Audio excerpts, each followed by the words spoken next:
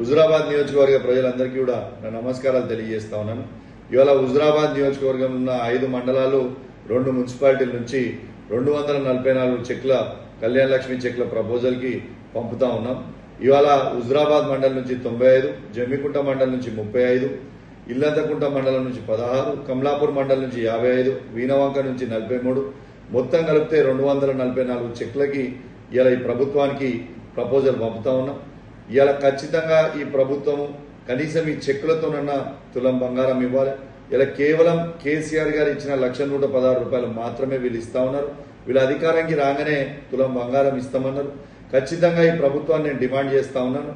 మా హుజురాబాద్ నియోజకవర్గ ఆడబిడ్డల పక్షాన ఖచ్చితంగా తులం బంగారం ఇవ్వాలని నేను డిమాండ్ చేస్తా ఉన్నాను. ఇంతకు ముందు కూడా కాంగ్రెస్ ప్రభుత్వం వచ్చినప్పటి నుంచి ప్రతి కళ్యాణ లక్ష్మి చెక్ ఏవైతే ఇచ్చినామో ప్రతి ఆడబిడ్డకు కూడా తులం బంగారం ఇవ్వాలని నేను ఈ ప్రభుత్వాన్ని డిమాండ్ చేస్తా ఉన్నాను. ఇలా ఎట్టు పరిస్థితుల్లో చేస్తారు ఈ కళ్యాణ లక్ష్మి చెక్లతోని, షాదీ ముబారక్ చెక్లతోని ఇస్తారని ఆశిస్తా ఉన్నాను.